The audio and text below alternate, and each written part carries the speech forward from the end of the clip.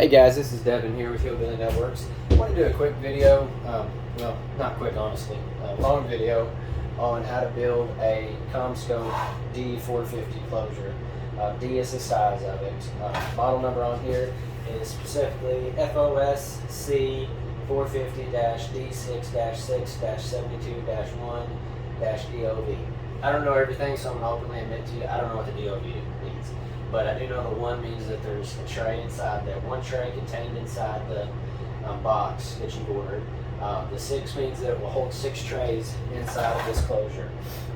And the 72 means it holds 72 trays, 72 fibers, splices inside each tray. You can see here these packs, that's where your splices go. There's 6 of those there, 12 in each, 6 times 12, 72. In this case, I'm doing 144 count cable. So for 144 count cable, there's 12 fibers in each tubes. If I put 4 tubes in each tray, using only 3 trays, then I've got all 144 contained within 3 trays. That's personally how I like to do it. Some people like to do 4 trays and do 3 per tray to leave more room for more buffer tubes. But in this case, the way I do it, there's still room for more buffer tubes. So it's really to each his own on that. There's no specific, perfect way to do it.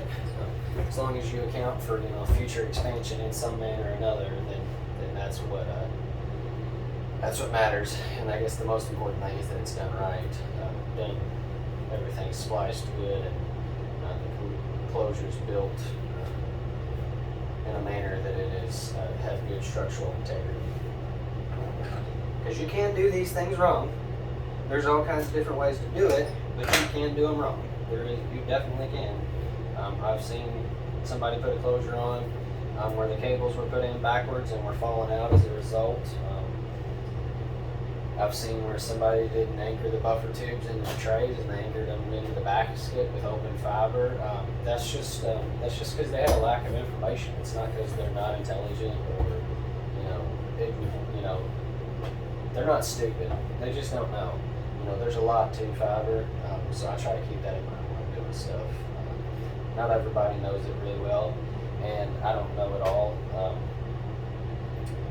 I have an engineering certification in telecommunications, and there's so much information contained in that if we're being honest, I don't remember half of it. I'd have to refer to the manual for many questions. That's life. That's how it goes. So I don't expect everything to be perfect as a result. I try to give people the benefit of the doubt, because something like fiber is very, very, very different. There's not, there's a lot of information out there now, but used to there wasn't. There wasn't as much information, so you were going off what you knew. And fiber optic classes are expensive in some cases.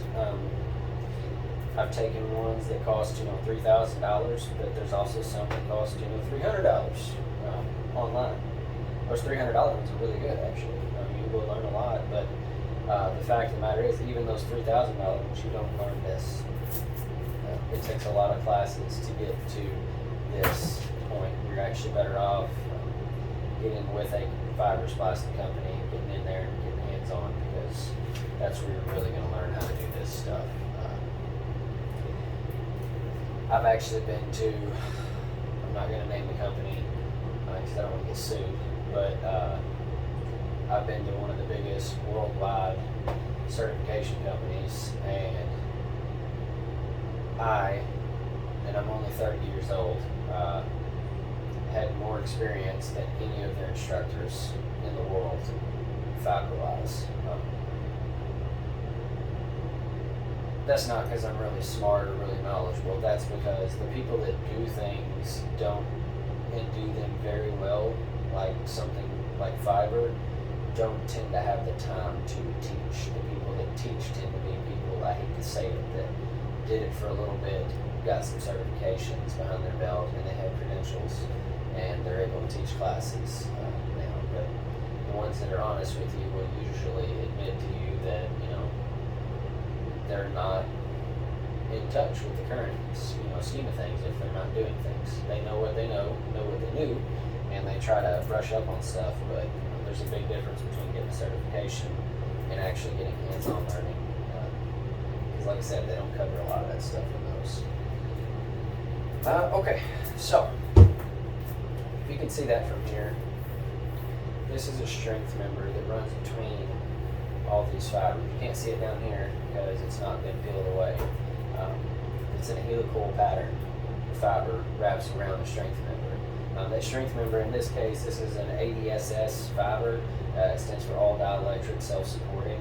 It basically makes it to where we can run long spans of, up to say 200 foot or so. Usually, you can do more, but usually, in the country, talking 200 foot, or so between poles out where we live. Sometimes more. I think I've seen 400 foot as well. And in the city, a lot of times it's 100 foot in our city. Anyways, that strength member allows that fiber to support itself in the air, and there's no metal in it. That's why it says all dielectric, because this is close to conductors, because I work for a power company. So it has to be all dielectric so that I don't get electrocuted when I touch it.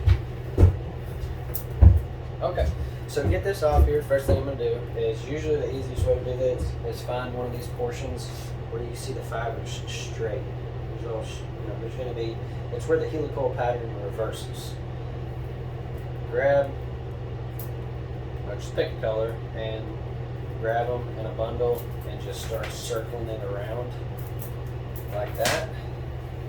And that comes free. But also what happened, because I started unwrapping where the straight part is, it also unwrapped down here while I was unwrapping up here. If you start at the end, it takes you a whole lot longer to unwrap than if you start at the straight pattern. You'll basically be unwrapping two portions at the same time. And down here, you could say you could do the same thing. Not quite as easy because cable ends, or where I've taken the jacket off is right here, so that's going to make it a little bit more difficult to do that. Also, you've got these little, what also looks like to be maybe Kevlar strings in here, and they sometimes make it to where you can't untangle it quite as easy. They like to get wrapped up in the fiber. There's a lot of strings in fiber cables, and when there's not a lot of strings, there's a lot of gel, and I would rather strings any day, personally. I met a few people that actually prefer gel. The gel material will run your jeans. Once it gets on it, it does not come off without some sort of harsh chemical. From my experience, I haven't tried everything in the world, but I have gotten it off with things, but it actually discolored the jeans. Those things were strong enough that it took the color out of the jeans themselves. That strength, you don't cut it all the way, by the way. I'm going to leave a portion there. This part of that I'm going to use to anchor it inside here and help hold it inside the closure. But that part that I cut away, I would say leave about, and it's overkill when I say this, leave about 12 inches. That's way overkill. You're really only going to use probably 2 inches at most. But with something as tedious as working with fiber optic cables, I'd rather have way more than too little. And that's the same thing for running lines. When I'm drawing up plans, I measure things out as exact as possible, and then I will turn around and get a contractor or lineman usually 100 or several hundred foot more than what they need. Because, again, I would rather have a whole lot more than too little. Because too little means you're either going to have to do more splicing to butt splice together where you ran out, or you're going to have to rerun the line. Those basically your two options there, and I think both of those are bad days, so try to avoid that. Things are hard enough as they are, so try not to do things that make it more difficult.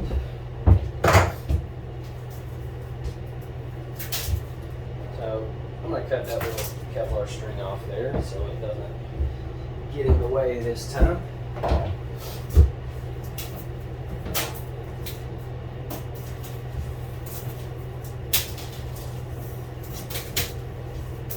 Alright, once again, I'll leave about a foot don't freak out if you don't leave a foot, you know. So if you cut it down to 1 inch, 2 inches, you can find a way to make it work. But I wouldn't recommend that. I would do, you know, I would just go ahead and leave, you know, 10 to 12 inches, and then measure out what you need, and then make your precise cuts.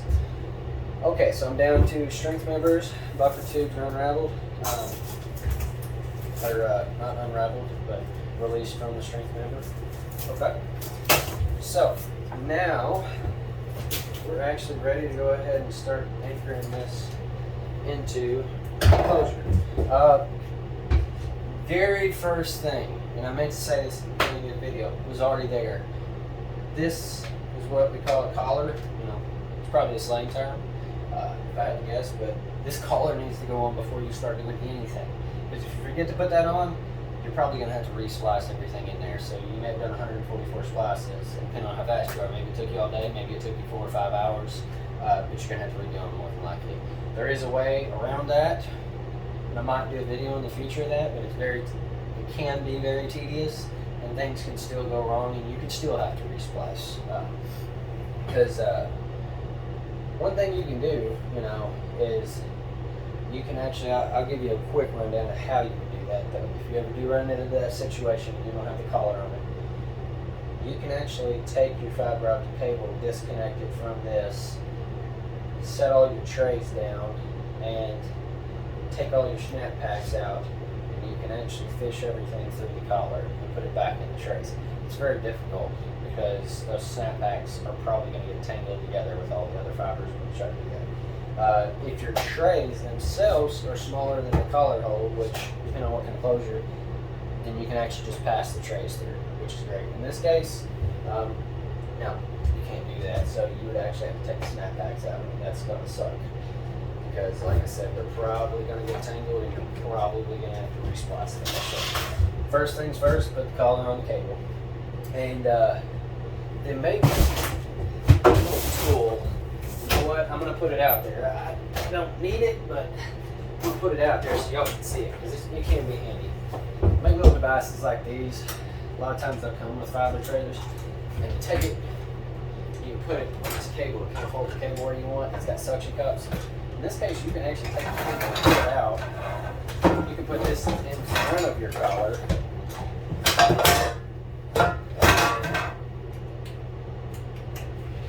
Keeps your collar back from falling forward, hitting you in the knuckles when you're trying to work, because that will happen. Another option with that, if you don't have one of those, take the collar, shoot it through that door, and just shoot it outside. Let it set on the line right there until you get everything anchored down into this.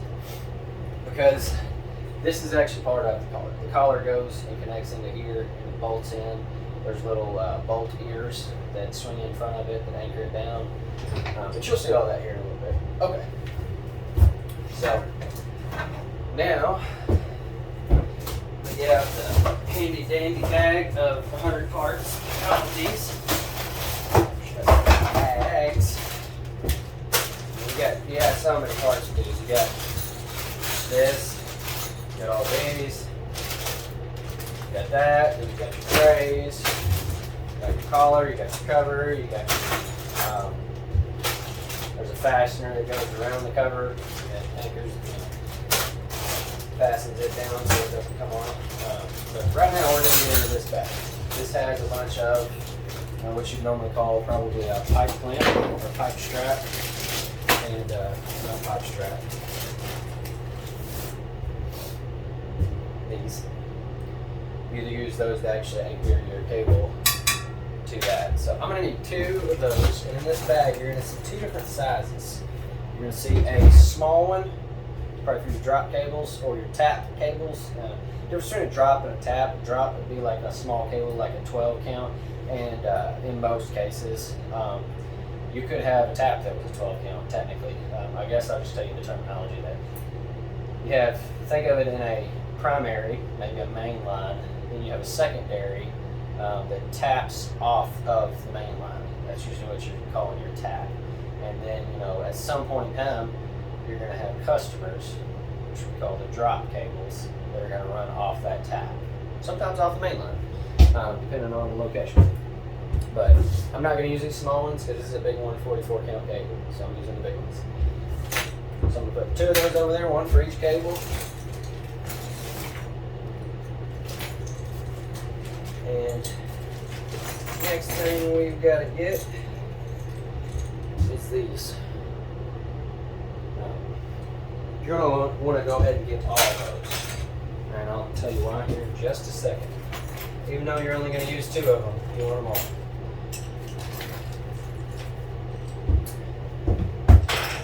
First, I'll show you how these work. This slides into here with the teeth facing back. And this pops into here. And then you would put your clamp around there and tighten it down, and those little teeth would bite into the jacket back here. I've actually seen a closure built before where somebody put that on the reverse and these bit into the buffer tubes instead.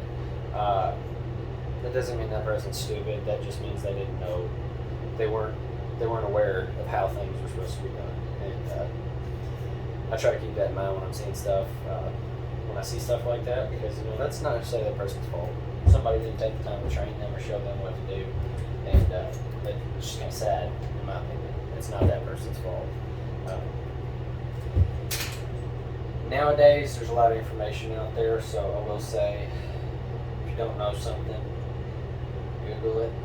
You can get a lot of information, but that wasn't always out there. So, anyways, the reason why you want all 1, 2, 3, 4, 5, 6 of these is because you don't leave these in the bag. You put all of them in, even if you're not putting all the cables. That way somebody has the hardware to be able to attach a new cable when they come back in later and work with this.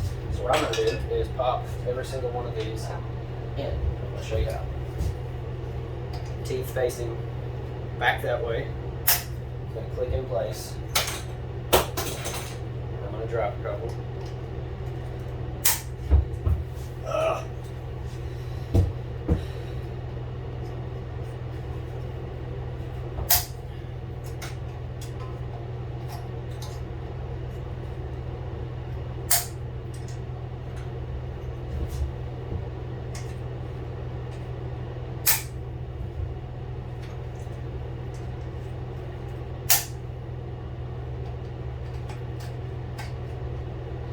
Okay, now I'm going to go ahead and put in 4 of these, and the way I'm going to do this is I'm going to put them in the top. The very 2 bottom ones are going to be my main lines coming in. So your 2 bottom ones, you always want to make those your main lines. These are for drops and taps up here.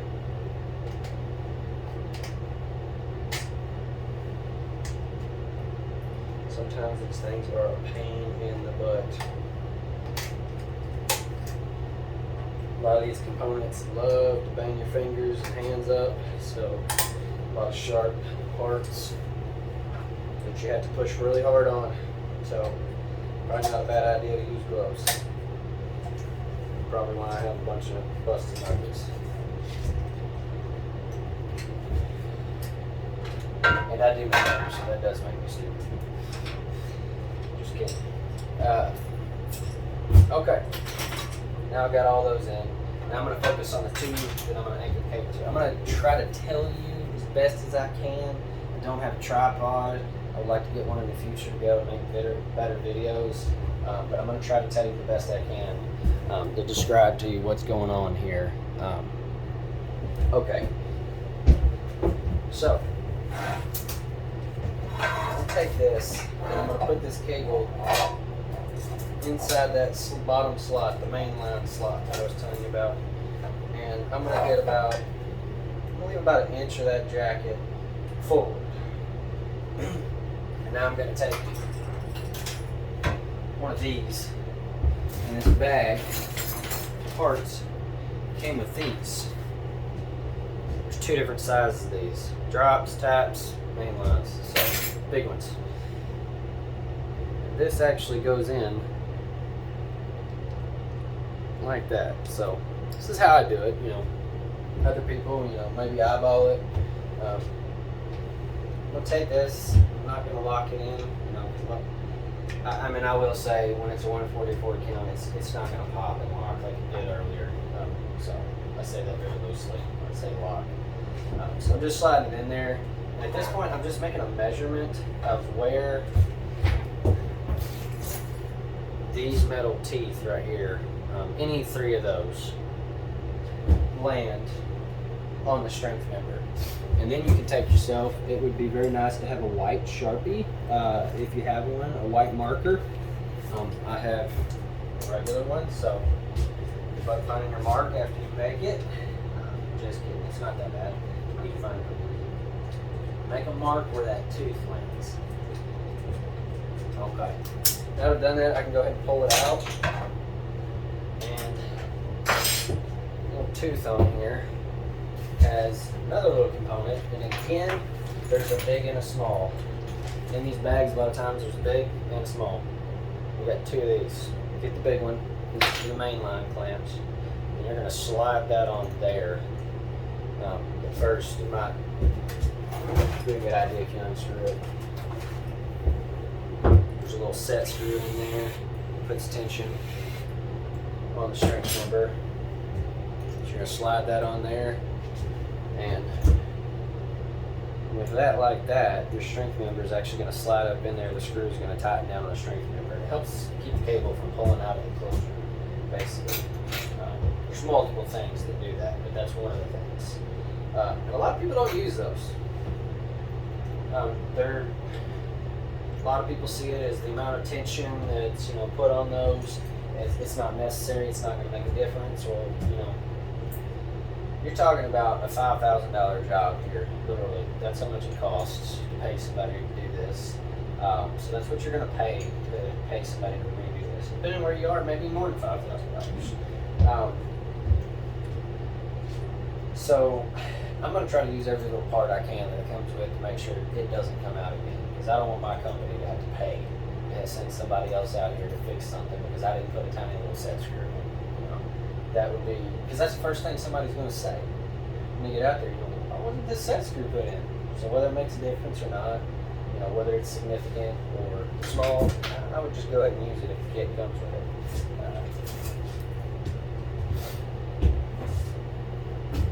it. Okay, so I told you earlier to make a permanent marker mark. That was to let me know where I need to cut this strength member, and be very careful you don't have any buffer tubes in it. And make a cut, and these are cable cutters specifically. It's very hard to cut this with other stuff. Make a cut. Use permanent marker mark. Make sure you don't cut through all your buffer tubes too. That would suck big time. Okay, so next issue that you gotta work with is that strength member is way too fat to fit in that, so this part's fun. I'm going to take this off, guys, because it's really getting in my way, me personally. But like I said, it might make it easier on you, so I'm just going to kind of set that out of the way. This is where you're going to take out a razor blade, utility knife, whatever.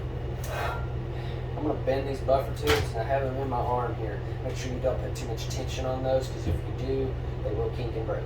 So it's just kind of loosely sitting there, and it's just pulling it out of the way. This is so I can get my knife in here and cut off portions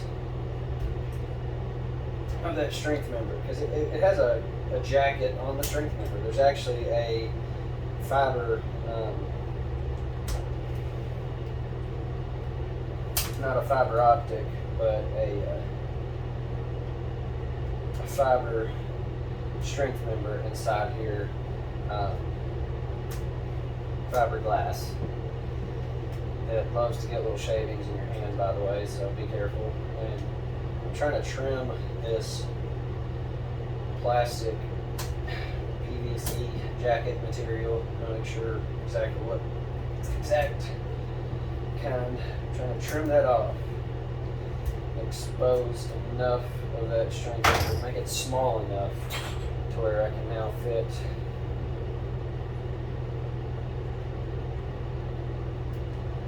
this.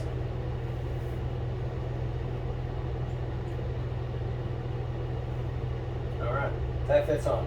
Okay, so before I put that on though, I want to get a roll of electrical tape. And remember what I was talking earlier about this ripcord. I want to take that ripcord and twirl it around the cable jacket.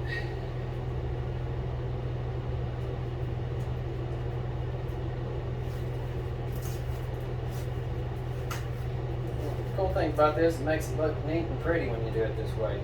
I do like things neat and pretty. I'm not gonna lie. Because when I look at it, when I'm done, I like to be able to look at it and say, wow, that looks really nice.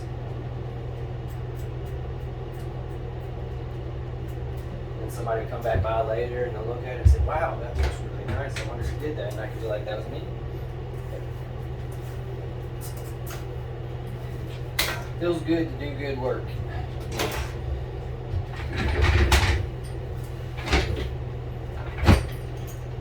But, you know, in all honesty, it's not always about you or me. You know, sometimes it's about the team, the company, and people are going to see that work and care about your employer and who you work for, and you want them to look good, you want your team to look good. So, not just yourself. That's nice too, though. Definitely nice to have pride in your work. Yeah, you can't review one of these. They're about $130, not gonna lie. And it's DeWalt, so I can't imagine what a Cobalt or Milwaukee would cost you originally. But this thing is like a smart screwdriver, and I literally mean smart. I push the button, turn my hand, and it goes in my hand. Turn it the other way, it goes in my hand. It's genius. It's freaking awesome. So I can just sit here and poke the screw, turn, it does the work. But I will say, this part right here, be very careful because this bracket sometimes likes to cock around whenever you try to anchor it down. So for that reason, I tend to not always use that thing. I'm trying to do this to where y'all can see it while I do it, and I'm not going to lie, that's kind of difficult because I need to be standing here. I've got to do this. I'm going to loosen that screw, push that back a little farther, and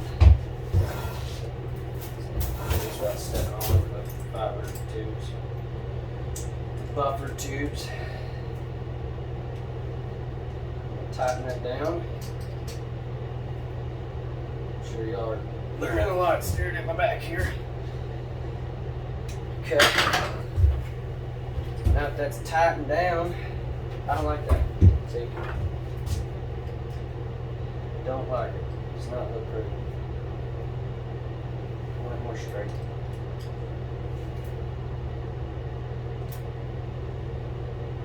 Okay. Looks pretty now. Okay. So now we're gonna anchor this cable in there, and I'm gonna put my knife up before I stab myself. Not in the middle of nowhere, not the kind of place I want to do that. Okay, I'm gonna loosen the clamp. I'm gonna go ahead and put it around the cable here and just start it.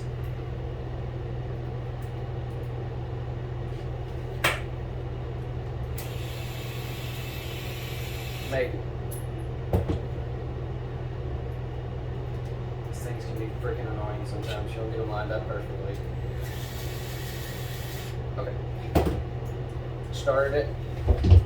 It's a whole lot easier. I've learned to put it on there and just kind of let it dangle there than trying to hold the cable in, trying to get that thing to line up, because like you just saw, it does not like to go together very easily.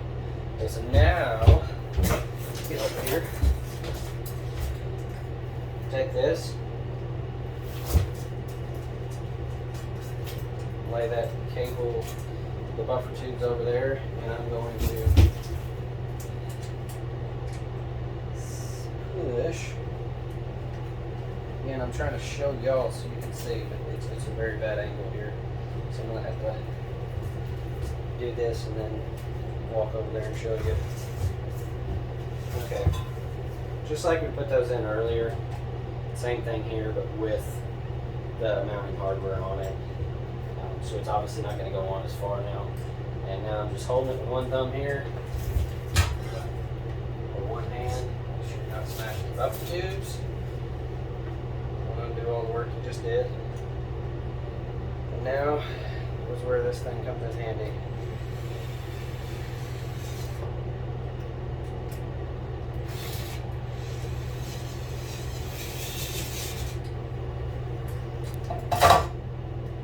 Somewhat.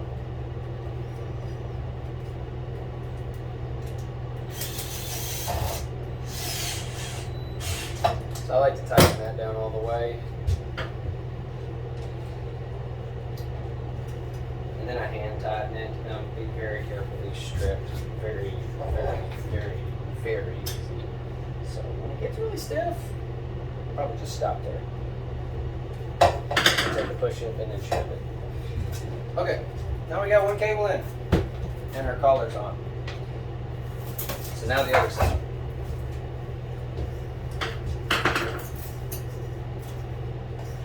And I can actually use the other side to compare where I need to cut. I'm just trying to remember.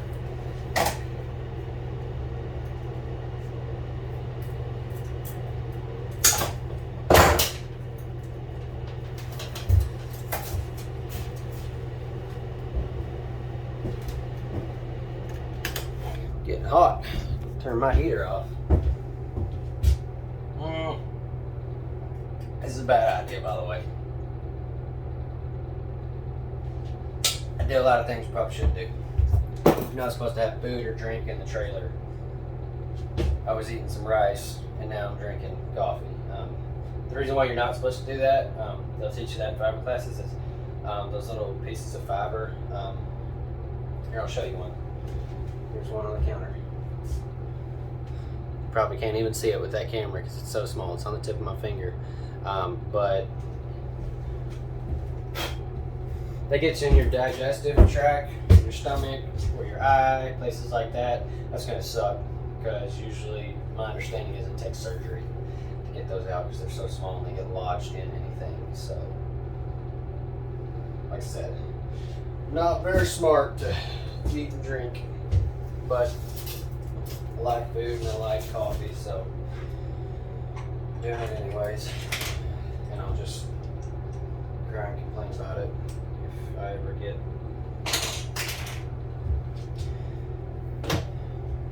sick or whatever over it. Okay, I'm gonna trim this one. You'll learn over time what you can do with fiber comfortably and what you can't. In the beginning, I know how I was. I broke more fiber by trying to be delicate. That sounds crazy, but you try to be careful and overthink things with something as delicate as fiber. You tend to be shaky. You tend to be a little bit uncoordinated because you're nervous and you tend to break stuff, at least in my experience. I remember one of the first times I built a spliced box beside my boss, staring right at me, and it's been a buffer tube right in half. Not exactly how I wanted things to go.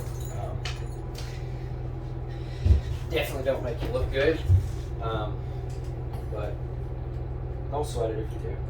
Get plenty of time to prove. Most people are pretty understanding in the beginning when you're learning something. You're going to screw stuff up. It's just part of it. You got a good boss, don't know that. It's later when you know what you should and shouldn't do. That's when they can really judge your character of how you are. When you know you should do something and you do it, that tends to be what matters. In the beginning, you don't know. It's not your fault. You know, if you feel bad for you if you have somebody who yells at you, whatever. In the learning process, because there's some places that do that. But my boss is very particular, very detailed, and a lot of people, they see a person like that and they think, wow, that must be hard to work for. No, he's not.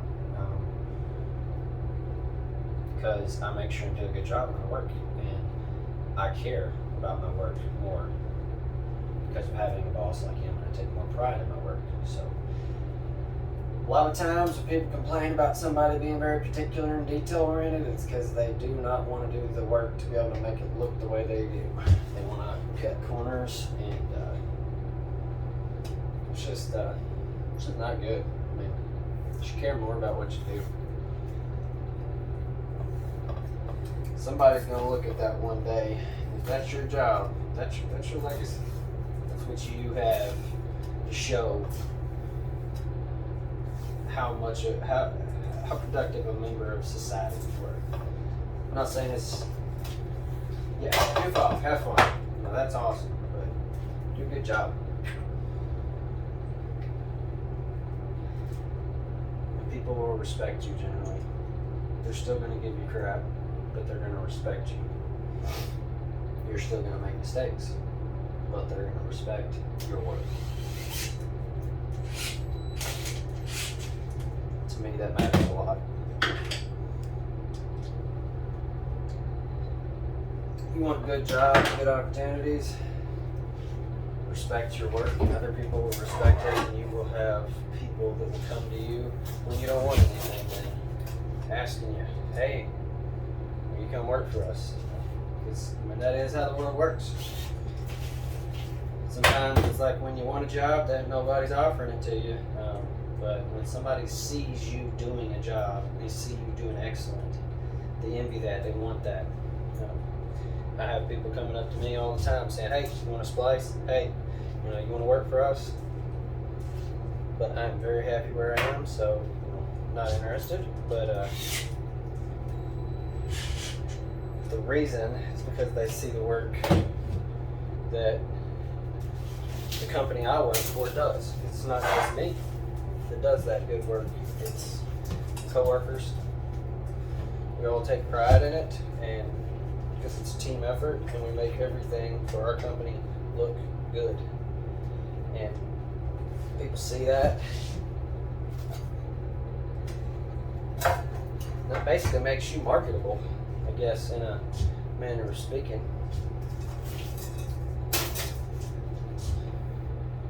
All right, now.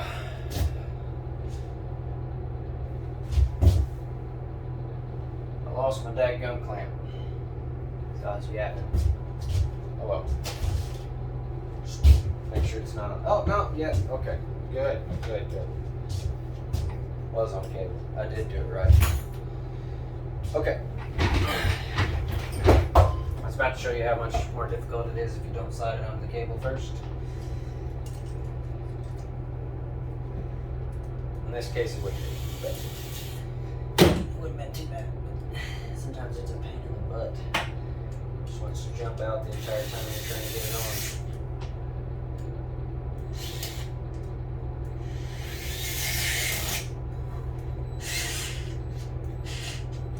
In all honesty, if you have one of these, it's going to tighten it enough in itself. I just like to check it by hand afterward. I don't always trust technology to do what it's supposed to do, because that's why I have a job, because it doesn't do what it's supposed to do. If it did, we could just install stuff and never touch it again. Alright, so now the cable's in, we get this thing out. Bit of a nerd or geek, I guess, so I like Stargate, Atlantis, and this thing right here. If you've ever seen it, it makes me think of that bug on there that attaches to you and sucks your blood or whatever. The Wraith bug. It just got nerdy up in here. Alright, so I'm going to take my little Wraith bug, and that is actually going to go in between those cables. And in this case, these cables are big, so they're actually going to seat up against this rubber material here. It's like a bubblegum weird stuff. It's very strange. Once it sets, it like sticks to itself, and it's odd. You'll see. Anyways, they're sticky. Very sticky. All right. I'm gonna put that between two cables. We'll get it all the way to the bottom.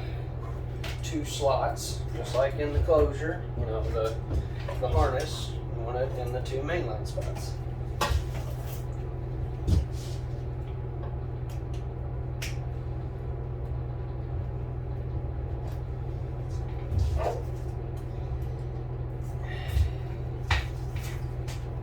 So now,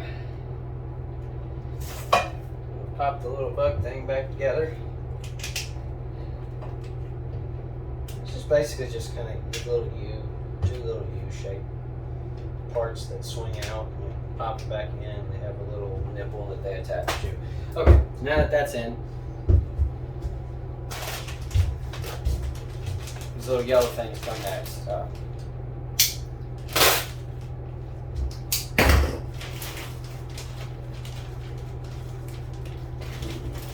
Excuse me. I don't know what the technical term is for these, but I know what we call them, and I'm not going to say in this video. But anyways, put these little plugs inside here.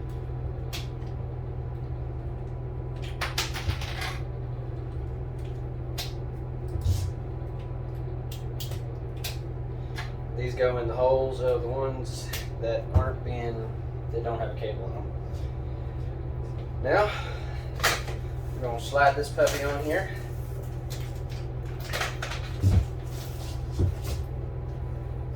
And this little bug thing has a little nipple on the end of it too. And it goes in a hole. Or supposed to. Alright, there, it's in the hole. Then I'm going to slide that collar over it. It's going to be a jerk probably when you come back. And this is probably one of our stores. Very rotating part. I have to line all these little ears we were talking about earlier up.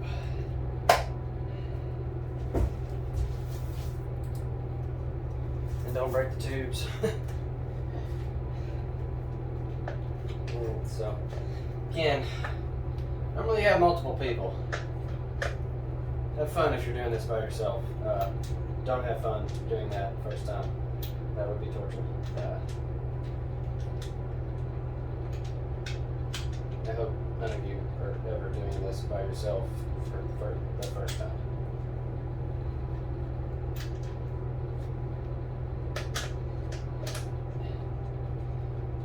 If you are, and you work with a group of people, they're probably messing with you, just as a heads up, because it's going to suck. But if you've done it a bunch, it's not bad.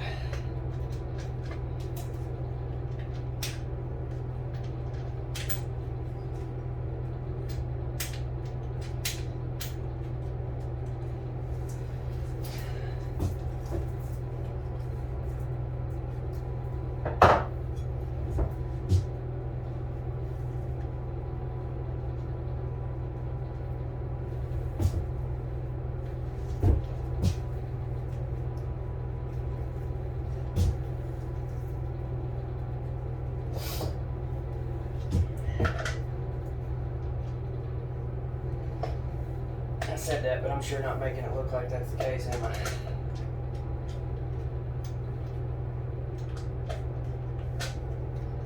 Sometimes they go in easy, sometimes they don't.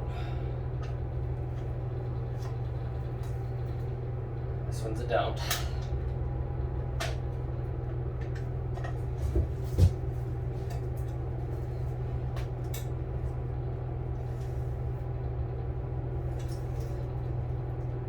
Sometimes I will say, reason why they might not be going in, and I'm going to check that just to see, is those little clamps you put on earlier can sometimes get in the way. If the little metal part hanging off is, in this case, just looks like the plastic was a little bit, off. Just a little slightly angled maybe. I mean, plastic ain't perfect. So you might have came out easy, but can always go in. Okay. But usually, general rule of thumb, work with either the top two or the bottom two first, and not just one side. That's the issue. One side usually goes in, and then the other side doesn't want to. Okay. And we go to the bottoms.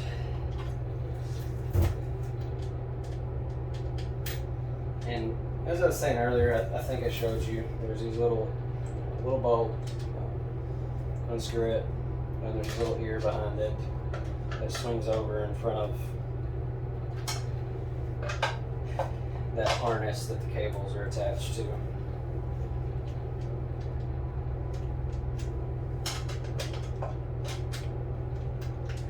Again, this is where it's nice to have two people.